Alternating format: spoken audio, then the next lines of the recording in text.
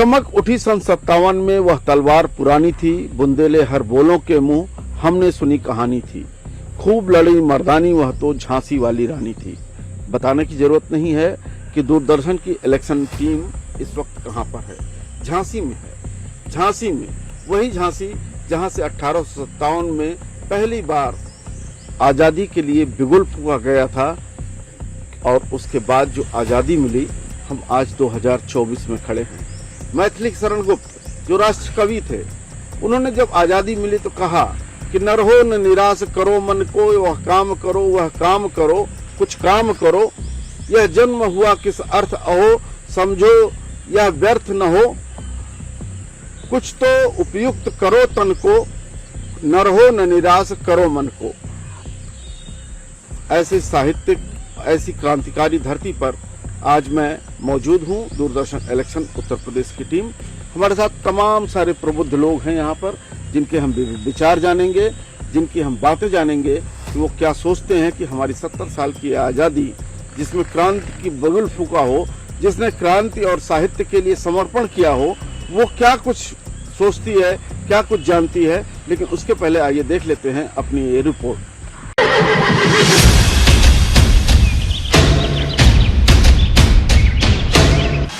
बुंदेले हर बोलों के मुंह, हमने सुनी कहानी थी। खूब लड़ी मर्दानी, वो तो झांसी वाली रानी थी। झांसी की रानी पर लिखे कविता के इस बोल को आपने खूब पढ़ा भी होगा और सुना भी। वीरांगना रानी लक्ष्मीबाई के शहर झांसी के बीचों बीच बना 400 साल पुराना झांसी का किला भी रानी लक्ष्मीबाई के शौर्य की गाथा की गवाही देता है। साथ ही किला गवाह है झांसी में हुए सियासी बदलाव का। झांसी लोकसभा बुंदेलखंड की हॉट सीटों में से एक है। कभी ये सीट कांग्रेस की गढ़ थी, लेकिन 2014 से यहाँ बीजेपी का कब्जा है। 2019 में सपा बसपा ने साथ लड़ा था, लेकिन जीत फिर भी बीजेपी की ही हुई थी। बात करें बीजेपी से तो अनुराग शर्मा 8.09 लाख वोट, श्याम सुंदर सिंह सपा से 4.43 लाख वोट, शिवशरण कांग्रेस से 86,139 वोट। बुंदेलखंड की महत्वपूर्ण सीटों में शुमार झांसी लोकसभा सीट पर बीजेपी ने एक बार फिर वर्तमान सांसद अनुराग शर्मा पर ही भरोसा जताया है। वहीं ये सीट विपक्षी गठबंधन में कांग्रेस के खाते में गई है। कारण झांसी लोकसभा सीट पर कांग्रेस के वर्चस्व का इतिहास रहा है। अनुराग शर्मा बीजेपी से, प्रदीप जैन कांग्रेस से, रवि प्रकाश कुशवाहा बसपा से। कांग्रेस ने एक बार फिर प्रदीप जैन पर भरोसा जताया है। दरअसल 2009 में प्रदीप जैन कांग्रेस से सांसद रहे हैं। हालांकि 2014 में वो चुनाव हार गए थे और चौथे नंबर पर रहे थे। 2019 में कांग्रेस और जन अधिकार पार्टी में समझौता के बाद शिवशरण इस सीट पर कांग्रेस के सिंबल पर चुनावी मैदान में उतरे थे। पिछली बार सपा से गठबंधन की वजह से यहां प्रत्याशी न उतारने वाली बसपा ने इस बार पैराशूट प्रत्याशी रवि प्रकाश कुशवाहा को मैदान में उतारा है। लेकिन मौजूदा हालात को देखें तो यहां बीजेपी मजबूत स्थिति में है। झांसी लोकसभा में विधानसभा आती है। 4 विधानसभा सीट पर बीजेपी कब्जा, एक पर बीजेपी के सहयोगी अपना दल का कब्जा।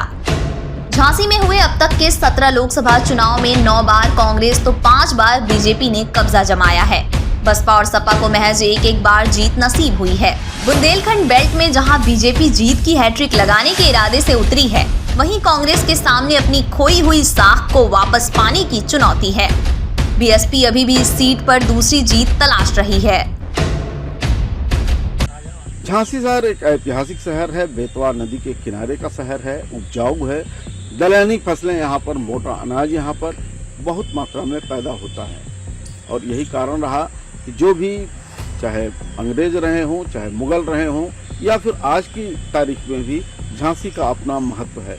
लेकिन यहाँ पर एक संदर्भ देना आवश्यक हो जाता है कि जब तक बाबू ध्यानचंद का नाम न लिया जाए तो बात कहीं अधूरी रह जाती है, जो हॉकी के परम श्रेष्ठ एक स्पोर्ट्समैन थे, हॉकी के प्लेयर थे, जिन्होंने दुनिया में अपना नाम रोशन किया था। ध्यानचंद को भी याद करते हुए, सुमित्रानंदन और मैथिली शरण गुप्त को याद करते हुए और सुभद्रा कुमारी चौहान को याद करते हुए आज की बात को हम, नवलाल वर्मा जी भी यहीं के थे, और तो उन सब को याद करते हुए हम आज की अपनी बात शुरू करते हैं। अगर हम कहें तो आप थोड़ा सा अपना परिचय दें। मैं सब शशांक उपाध्याय, झांसी का निवासी हूँ मैं। उपाध्याय जी, 2024 का यह चुनाव है जी। चुनाव में मुद्दे होते हैं और जो पिछली सरकार गई होती, जो परीक्षा में होती है और जो आने के लिए तत्पर होते हैं, उनका भी इम्तहान होता है। 10 सालों की सरकार कैसी रही, आप क्या सोचते हैं? 10 साल की सरकार बहुत अच्छी हुई है। बहुत अच्छे काम हुए जो पहले 60 साल में नहीं हुए थे, वो इस 10 साल में करके दिखाया मोदी सरकार ने। तो हम लोग ज्यादातर उन्हीं के समर्थक हैं, उन्हीं को वोट देते हैं। इस तरह से बताने से काम नहीं चलेगा। आप काम बताइए। बहुत सारे अच्छे काम आपने बताए, लेकिन बहुत सारों में कुछ का नाम तो लीजिए। पूरे देश में ये अभी बॉम्बे में ब्रिज बना है 30 किलोमीटर लंबा समुद्र के अंदर, कितनी सारी टनल्स मिली है। ये आप जम्मू कश्मीर से जो रेलवे लाइन गई है उसमें कितनी सारी वो टनल्स बनी है बड़ी बड़ी। तो ये सब काम हुए ही है। और आपके जो धार्मिक स्थल जितने भी थे, बनारस है, उज्जैन है, अयोध्या है, यहाँ पे इतने बड़े बड़े काम हो गए जो पहले कहाँ हुए। काम हुए हैं हमारे राम राजा मंदिर में। हाँ, झांसी की भी जो शक्ल है अब 10 साल के अंदर वो चेंज हो गई है। जो अब आपको जो झांसी का रूप दिखाई दे रहा है, पहले कुछ नहीं था कहीं पे। किस तरह से देखते हैं वर्तमान सरकार को और क्या चाहते हैं कि अगली सरकार कैसी हो? सरकार जो भी हो, काम करने वाली हो, और अभी तक जो काम हुए हैं वो बहुत अच्छे किए हैं। और संभावना ये है कि अगर दोबारा सरकार चुन के आती है तो करेगी ऐसा। नहीं, आप एक सीनियर सिटीजन है। बहुत अच्छे कैसे के निकल जाने से कोई बात नहीं होती है। बहुत अच्छे में बहुत अच्छा क्या हुआ? बहुत अच्छा ये हुआ कि एक तो राम मंदिर का निर्माण हुआ, जो दुनिया के नक्शे पे दिखाई देने लगा है। जैसे और मजहबों के प्रतीक हैं, उस तरह से जो है वो राम मंदिर को देखा जाने लगा है। सबसे बड़ा अचीवमेंट ये है। दूसरा ये है कि काम तो बहुत हुए हैं। अब चूंकि हम लोग ओल्ड एज हैं तो इतना तो सफ़र करते नहीं है, लेकिन जितना सफ़र करते हैं उसमें काम बहुत दिखाई देते हैं। कुछ तो बताइए ना। सड़कें बहुत बढ़िया बनी हैं। जहाँ 5 घंटे लगते थे वहाँ 2 घंटे 2.5 घंटे में पहुँचते हैं। तो ऐसा नहीं है कि काम नहीं हुए हैं। अब कुछ कमी हो सकती है, ऐसा नहीं है कि नहीं कमी हो सकती है, कमी हो सकती है, लेकिन लगता है ऐसा है कि वो भी काम जो रह गए हैं वो भी पूरे करेंगे। बाबू जी, बहुत दिन से आप इस भारत की राजनीति को देख रहे हैं, काफी सीनियर सिटीजन हैं। एक बात आती है कि गरीबी हटाओ। क्या है, गरीबी हटाओ नारा बहुत पुराना है ये आपसे। गरीबी नहीं हट सकती है ये। कारण क्या है कि आदमी इतना नीचे स्तर पर पहुंच गया है, इतनी आमदनी इतने नीचे स्तर पर पहुंच गई है कि बड़ा मुश्किल है। आप समझे। और सरकार के बारे में आप क्या कहेंगे? और सरकार बहुत अच्छी है। हमारे झांसी के आप 3-4 पार्क हैं। आप शाम को देखो ऐसा लगता है कि बॉम्बे की चौपाटी है। इतना अच्छा रश रहता है, इतना अच्छा प्रबंध रहता है। 4 पार्क लगातार हैं जो आज तक नहीं है झांसी में। इतनी बड़ी आपको शाम को अगर आप देखेंगे, आइएगा कभी, आप देखिएगा कि जैसे चौपाटी है ना चार, ऐसा यहाँ रंग रहता है। स्मार्ट सिटी बनाने की योजना सरकार की थी, प्रधानमंत्री ने कहा था। कहाँ तक सफल होता हुआ झांसी में दिखाई देता है? यही तो काम है जो सफल हो रहा है, जो दिख रहा है आपको। जो आप यहाँ खड़े हुए हैं और आप आगे जाएं, वृंदावन पार्क है, वो पार्क है, आप अटल पार्क है, यही काम है। सड़कें हैं चारों तरफ, कुछ ना कुछ आप सड़कों की तरफ अच्छी अच्छी चीजें बन रही हैं।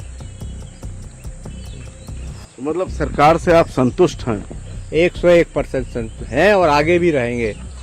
सरकार के बारे में तो कुछ सोचना रह ही नहीं गया है, क्योंकि सरकार के जो काम हैं, जो आज देश में जो काम हुए हैं और झांसी में जो काम हुए हैं, वो सारे लोगों ने देखा है और जनता देख रही है, जनता बता रही है। आज हमारी ट्रेनों में आ जाए, रेलवे में आ जाइए, आप जो सफ़र कई घंटों का हुआ करता था। जैसे अगर हम यहाँ से दिल्ली जाते थे 8-8, 9-9, 10-10 घंटे लगते थे, आज वो 6-6, 7-7 घंटे में 6 घंटे में पूरा हो रहा। और दूसरी बात, हमको और जल्दी पहुँचने के लिए यहाँ जो वंदे भारत ट्रेन है और शताब्दी, पहले मात्र एक शताब्दी एक्सप्रेस हुआ करती थी, आज वंदे भारत हो गई है। हमारे खजुराहो तक की कनेक्टिविटी, यहाँ छतरपुर टीकमगढ़ जो बिल्कुल एकदम एक समय में कहा जाता है बिल्कुल आउट एरिया है, यहाँ कौन जाएगा, यहाँ कभी रेल की लाइनें नहीं हुआ करती थी, आज वहाँ तक सारी लाइनें हो गई हैं।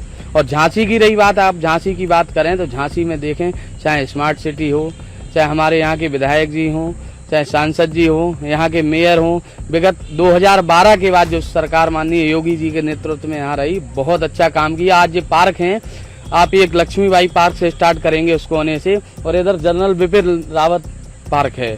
माननीय प्रधानमंत्री जी आए थे वीरांगना लक्ष्मीबाई की जयंती पर शायद नवंबर में, तब ये माननीय बिपिन रावत जी जो अब नहीं रहे, उनके नाम से एक स्मार्ट सिटी ने पार्क बनाया, बहुत अच्छा है। इधर उस साइड भी पार्क है। और लेकिन पार्क तो बहुत शहरों में होते, पहले भी थे और सरकारों में भी थे, लेकिन पार्क में हमारे जो बुजुर्ग हैं, दादा हैं, पिताजी हैं और जो भी हमारे सीनियर सिटीजन हैं, उनको अच्छे से बैठें, अच्छा माहौल मिले, ये बड़ी बात है। नहीं तो इसी पार्क में आप 2012 के पहले आप पूछ सकते हैं, सब लोग खड़े हैं, कैसा माहौल था। यहाँ भजन बजाने में दिक्कत होती थी लोगों को, भजन क्यों सुन रहे हैं आप, क्यों दिक्कत है भाई, आप क्यों बजा रहे हैं भजन। अगर हम छोटा सा अगर कोई स्पीकर लिए हैं, भजन बजा रहे, 4-5 ग्रुप के लोग भेजे, नहीं बंद करिए इसको भाई,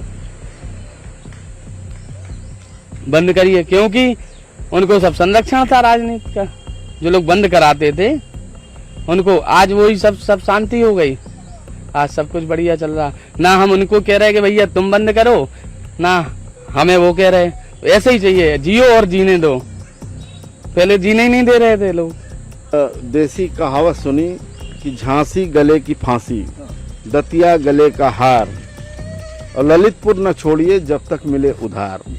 व्याख्या चाहता हूँ आपसे। नहीं, ये सब कहने की बातें हैं, ऐसा कभी कुछ नहीं रहा है। यहाँ का माहौल, सभी शहर आसपास के झांसी के बहुत अच्छे हैं।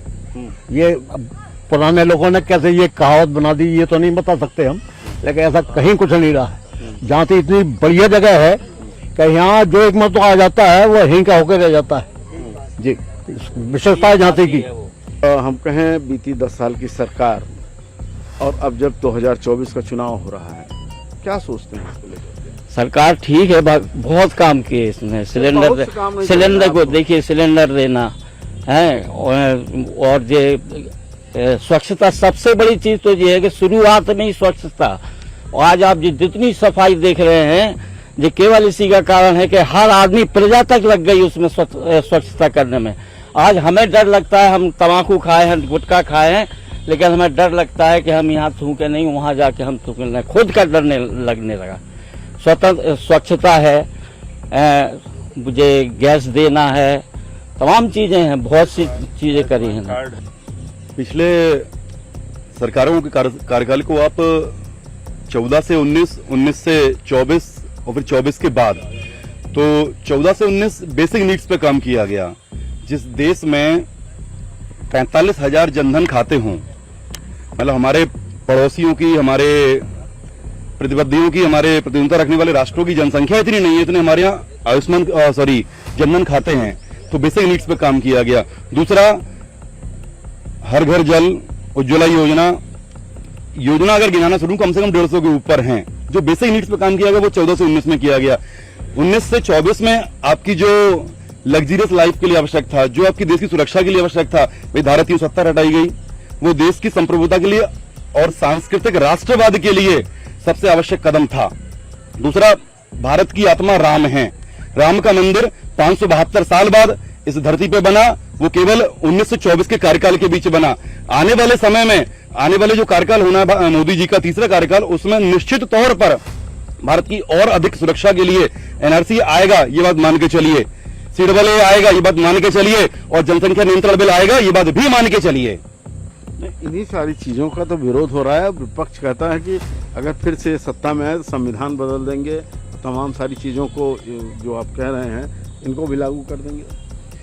हास्यास्पद लगता है देखने और सुनने में, 60 साल में आज का विपक्ष जब सत्ता में रहा, कितनी बार संविधान बदला गया, हर बार तुष्टीकरण के लिए संविधान बदला गया, देश की डेमोग्राफी के लिए संविधान बदला गया, देश की जूलॉजी के लिए संविधान बदला गया, देश की बायोलॉजी के लिए संविधान बदला गया। बार बार इसलिए कह रहा हूं कि आपने अक्साई चीन छोड़ दिया, आपने बांग्लादेश के टुकड़े करा दिए, आपने नीचे के छोड़ दिया, आपने नॉर्थ ईस्ट छोड़ दिया। आप हमसे बात करते हैं संविधान की, संविधान के नाम पर आपने शाहबानो प्रकरण ले लीजिए। देश का प्रधानमंत्री मन से कह देता है 1 मिनट में कि हम संविधान बदलेंगे। देश संविधान से चलेगा, शरिया से नहीं चलेगा। आने वाले समय भी याद रखा जाए, बिल्कुल ये देश संविधान से चलेगा। संविधान की मूल प्रति के प्रथम पेज पर किसका चित्र है? भगवान राम का चित्र है। भगवान राम वो सांस्कृतिक राष्ट्रवाद के उदाहरण है जहां पर सभी धर्मों को समान आदर दिया गया है। हमने सभी धर्मों को आदर दिया है। आज आप देख लीजिए ना, जनसंख्या आपके सामने चीजें आ रही हैं सारी। 43% आबादी बढ़ती है, हिंदूज की आबादी कहां जा रही है? बगल के राष्ट्रों में देखिए, वहां आबादी हिंदू की कहां जा रही है? हम सहिष्णु हैं, हम में एडॉप्शन बहुत ज्यादा है। इसका मतलब ये नहीं है कि हम बाकी धर्मों का आदर नहीं कर रहे हैं। जो लोग बात करते हैं महंगाई की, मैं आपको डाटा दे रहा हूँ। 2004 से लेके और 2013 तक सरकार रही है, जिस सरकार कांग्रेस की आई है 2004 में आटा 11 रुपए किलो था, और जब 13 में गई है तो आटा 24 रुपए था। आज आटा क्या रेट पे है? मतलब उन्होंने 10 साल में दुगने से ज्यादा कर दिया। और हमारे इस सरकार में अगर 4 रुपए बढ़ गए तो आदमी चिल्ला रहा है। शक्कर 35 रुपए जब सरकार गई कांग्रेस की, 44 रुपए था, आज क्या रुपए शक्कर मिल रही है। उसके बाद पेट्रोल जब सरकार आई है 35 रुपए गई है, जब सरकार कांग्रेस की आई है 35 रुपए थी, और जब गई है 14 में तो 73 रुपए थी। अब क्या रेट है? क्या महंगाई हुई है?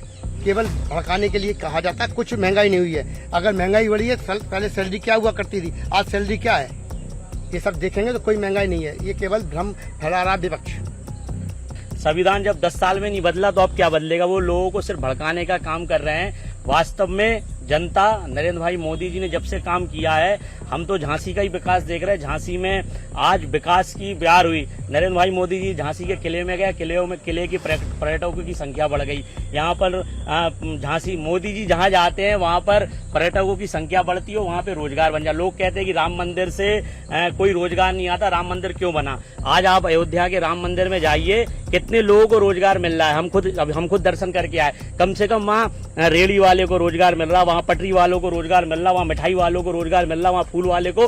और फूल वाला मुस्लिम भी हो सकता है, फूल वाला हिंदू भी हो सकता है, लेकिन जब राम मंदिर के लोग दर्शन करने जाते ये नहीं देखते हिंदू या मुसलमान उसके घर पे रोजगार दे रहे हैं। तो हम राम मंदिरों से रोजगार मिल रहा है। काशी विश्वनाथ में आप जाइए, वहां भी चाहे सबाना फूल की दुकान लगा रही, चाहे संतोष लगा रहा है, लेकिन उनको रोजगार मिल रहा है। ये विपक्ष खामोखा का मुद्दा बना रही। और झांसी का हमारा इतना अमन चैन है। अभी आपने मैथिली शरण गुप्त की कविता करी, उनकी एक कविता है, जो भरा नहीं भावों से, जिसमें बहती रसदार नहीं, जो हृदय नहीं वो पत्थर है, जिसमें स्वदेश के प्रति प्यार नहीं, जिसे भारत के प्रति प्यार होगा भाजपा को जरूर वोट देगा। इसका चुनाव है, ये राष्ट्रीय चुनाव है। राष्ट्र के चुनाव में स्थानीय मुद्दों को गौर नहीं हो जाना चाहिए। हमारा जनप्रतिनिधि कैसा होना चाहिए, हमारा शहर कैसा होना चाहिए, हमारा प्रांत कैसा होना चाहिए, उसके बाद राष्ट्र आता है। पहले तो राष्ट्र होता ही है, लेकिन एक लाइन यहाँ से भी चलती है। अब जहाँ तक बात है, छोटे भाइयों ने हमारे कहा, मित्रों ने कहा, झांसी में अभी तक भारतीय जनता पार्टी का केवल ये एक कार्य बता दे ऐसा कि ये काम हमने मिल का पत्थर साबित हुआ है। दूसरी बात, रेलवे की बात आई तो सीनियर सिटीजन लोग चले गए।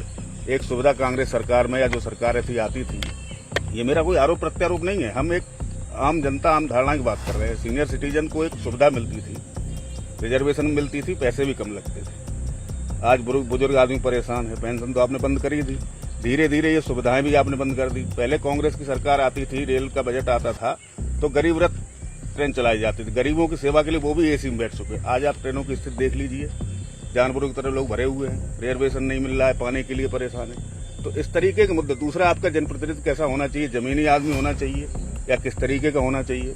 तो दूसरा सबसे बड़ा मुद्दा है यहाँ बुंदेलखंड राज्य का। बुंदेलखंड अगर राज्य बनता है, हमारा क्षेत्र बहुत पिछड़ा हुआ है, और हम ये चाहते हैं कि हम तो जिस पार्टी को बिलोंग करते हैं नहीं करते, सामाजिक उससे हमारे भाजपा के साथी भी या जिस पार्टी के भी साथी सबसे पहले बुंदेलखंड का नारा बुलंद करें, उससे हमारे क्षेत्र का विकास ज्यादा अच्छा होगा, ये ज्यादा अच्छा है। जैसा कि अभी भाई साहब ने कहा कि हमें अपने लोकल का विकास देखना है। अब लोकल का विकास मैं आपको देखने को चाहूँ तो भाई साहब अगर आज से जस्ट ज़्यादा से ज़्यादा 5 साल पहले अगर दतिया जाते होंगे तो ये बता देंगे कितना अच्छा विकास था। यहाँ से महू रानीपुर जाते होंगे तो कितने घंटे लगते थे। तो ये तो बात रही कि लोकल में कितना विकास हुआ। अभी बीड़ा आ गया, 38 गांव की जमीन गई हुई है और लमसम आप ये समझिए कि हजारों लोगों की जमीन गई। वहां में इतना बड़ा प्रोजेक्ट लगने वाला है कि जिससे अपने बुंदेलखंड का आदमी को रोजगार मिलेगा। वहां पे इतना बड़ा प्रोजेक्ट जिस चीज़ की अपन ने कभी कल्पना नहीं की थी। अभी भाई साहब ने कहा कि जैसे ट्रेनों में धक्का मुक्की होती है, अभी हमारी जो केंद्र सरकार है उसने मेमो ट्रेन चलाई हैं, यहाँ से बांदा के लिए चलाई हैं, यहाँ से उरई के लिए चलाई हैं। हम लोग पहले बांदा हमीरपुर नहीं जाते तो हम लोगों को बहुत समस्या होती थी। अभी मेमो में अभी वर्तमान की स्थिति ये है कि अगर आपको अभी महोबा जाना है तो अभी आपको 2 घंटे बाद ट्रेन मिल जाएगी। आपको अभी उरई जाना है 2 घंटे बाद आपको ट्रेन मिल जाएगी। ये सब विपक्ष का एक बरगलाने का एक तरीका है, बकाया कहीं कोई समस्या नहीं है। बहुत अच्छा वो चल रहा है, भाजपा के हित में सारा वोट डलने वाला है। यूथ हैं, आपको क्या इतना फायदा दिखाई दे रहा है कि भाजपा को ही जीतना चाहिए? कारण यही है कि मोदी जी अच्छा काम कर रहे हैं, इसीलिए भाजपा की सरकार बनने जा रही है। अच्छा काम, क्या काम कर रहे हैं? उन्होंने इतने सारे काम किए हैं, उन्होंने गरीब लोगों के लिए आवास योजना निकाली हुई है, ऐसे ही तमाम सारे काम हैं, बहुत सी योजनाएं निकाली हुई हैं उन्होंने। उस समय 14 में जिस तरह के आप पहली बार 2 बार धोखा हुआ, सुन लीजिए, 14 में पहली बार जब आप जुमले लेके आए, मणिशंकर अय्यर थे और आज हैं, उन्होंने एक भविष्यवाणी की थी और वो भविष्यवाणी आज यथार्थ हो रही है। उस समय भी हम लोग भी हम अपनी बात पर ही कर रहे हैं कि हम लोग भी थोड़े से भ्रम में आ गए थे कि यदि ये मोदी आते हैं और जो इन्होंने कहा है उसका मात्र 20% भी कर देंगे तो भारत वास्तव में भारत दिखेगा। उस 60 साल को हम भूल चुके थे, लेकिन इनके जो जुमले आए थे उन जुमलों में बह गए। एक बार हो गया। दूसरी बार एक दुर्घटना हुई, आज तक उसके 300 किलो आरडीएक्स कहां से आया, 14 घंटे वहां पर घूमता रहा, सैनिकों ने हवाई जहाज मांगा, उन्हें नहीं दिया गया। इन सारी चीजों के बाद भी हमने राष्ट्रवाद के नाम पर, सैनिकों के शहीद होने के नाम पर वोट उन्होंने मांगा और हमने दिया। जो भी भागे हुए मोदी हैं या कोई भी हैं, इनको पैसा दिया किसने था? चिदम्बरम ने दिया था और किसी ने नहीं दिया। खुद दे के और खुद कह रहे हैं कि भाग गए। क्या बीजेपी ने भगा दिया? क्या कोई आदमी अपनी सरकार की वो करेगा भगा के अपराधियों को? और जितने भी ये गायत्री प्रजापति ये रेपिस्ट नहीं है, ये क्या बहुत बड़ा महात्मा था? ये सारे बहकाने की बातें हैं। जितने अपराधी और तुष्टीकरण की नीति विपक्ष कर रहा है, भाजपा कभी नहीं करती। विपक्ष का मीडिया के लिए कहा, अगर मीडिया इनके पक्ष में बात करे तो मीडिया ईमानदार है और मीडिया भाजपा के पक्ष में बात करे तो गोदी मीडिया है। और अभी अरविंद केजरीवाल जी को सुप्रीम कोर्ट ने जमानत दे दी तो जज बहुत ईमानदार है। और यही अरविंद केजरीवाल जी को आज जमानत दी तो सुप्रीम कोर्ट भी विज्ञा माने अपनी थाली अपने मुंह। अगर हमारे लिए अच्छा है तो सब है और हमारे लिए बुरा है तो इन कांग्रेस में। और इनने कोविड की बात करी, वो भी जनता दिन नहीं भूल सकती कि इन्होंने बस के नंबर मोटरसाइकिल के नंबर दिए थे कि हम बसें भेज रहे हैं, लेकिन वो नंबर मोटरसाइकिल से इतना मजाक करा था प्रियंका गांधी जी ने। ईवीएम भी बेईमान हो जाता है। 4 जून को ईवीएम भाई साहब ने कहा जैसे कि युवाओं को बेरोजगार बना दिया। 2012 के पहले लोगों से पैसे लिए जाते थे रोजगार के नाम पे कि हम आपको इंजीनियर बना देंगे, हम आपको डॉक्टर बना देंगे, ये सीट दिलवा देंगे। 12 के पहले की बात, उसमें केंद्र सरकार भी आती, कांग्रेस कभी केंद्र सरकार। हाँ तो आपका गठबंधन भी तो समाजवादी पार्टी से हुआ है। इस बार सीट तो आप गठबंधन से लड़ रहे हैं ना, तो आपकी विचारधारा उनकी विचारधारा सेम होनी चाहिए थी। लेकिन आप ये रोजगार की बात कर रहे हैं। मोदी सरकार में किसी, अगर आपने सेवा नियोजन से भी पोर्टल से अगर फॉर्म भरा है तो आपके पास ओटीपी मैसेज आएगा, आप इंटरव्यू देने जाएंगे, उस वहां किसी को पता नहीं रहता कि कौन इंटरव्यू लेगा, कौन नौकरी देगा।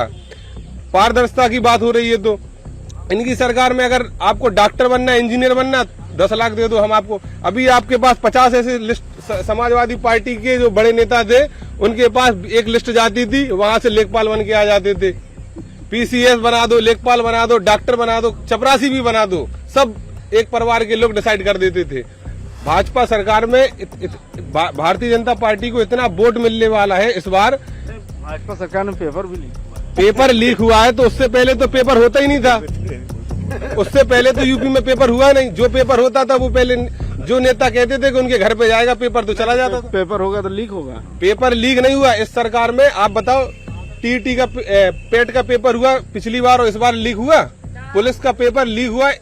क्या है, कुछ लोगों में मानसिकता अभी पहली वाली बनी हुई है। तो बाबा जी का बुलडोजर धीरे धीरे चल रहा है, उन पर भी चलेगा, उनके लोगों पर भी चलेगा। चलने के बाद पता चलेगा। भाई साहब, अभी हाल बात हुई भर्ती को लेकर कि पेपर लीक हुआ है। देखिए, ऑर्गेनाइज क्राइम कोई नहीं रोक सकता है, लेकिन ऑर्गेनाइज क्राइम पर कितनी त्वरित कार्रवाई हो सकती है ये हम बार बार दिखाते हैं। और मैं इस छोटे से सभा मंडप में खड़ा हूं हर व्यक्ति को चैलेंज करता हूं, उत्तर प्रदेश में पिछले 5 वर्ष के अंदर जितनी सरकारी शिक्षकों की भर्ती हुई है, एक व्यक्ति कह दे कि उसका 1 रुपया किसी भर्ती में लिया गया है। इंडी गठबंधन जीत के आता है, प्रधानमंत्री कौन बनेगा? प्रधानमंत्री कभी भी प्रधानमंत्री को वोट नहीं दिया जाता है। ये तो एक जबरदस्ती आपको हल्ला मचाना है, किसी के बारे में मचाते रहिए कि प्रधानमंत्री हम उसे बनाएंगे। प्रधानमंत्री के लिए वोट नहीं पड़ता है, वोट पड़ता है सांसद के लिए। आप स्थानीय सांसद चुनते हैं जो सदन में जाके वोट देता है और अपना प्रधानमंत्री चुनता है। तो ये तो वही होगा, लोकतंत्र है। और जहाँ राजतंत्र या तानाशाही है वहाँ तो किसी को भी प्रधानमंत्री हमें बना देंगे। चिल्लाने तो है, हमारे पास कुछ समर्थक हो जाए हम चिल्लाने लगेंगे हम प्रधानमंत्री। ये झांसी की प्रबुद्ध जनता थी जो साहित्य से, जो कृषि से समृद्ध जनता है, जिसके पास एक विरासत है आजादी के आंदोलन की, आजादी के आंदोलन और प्रतंत्रता की बेड़ियों से मुक्त होने की उस लालसा की। आज वहाँ पर राजनीतिक सोच है। अगर हमारा लोकतंत्र है, लोगों का अपने अपने तरीके का सोचने का दायरा अलग अलग है, लेकिन बात सिर्फ जहाँ आकर के अटकती है वो अटकती है राष्ट्र को लेकर के और राष्ट्र के निर्माण को लेकर के। विवेक के साथ आशुतोष शुक्ला, DD न्यूज, झांसी।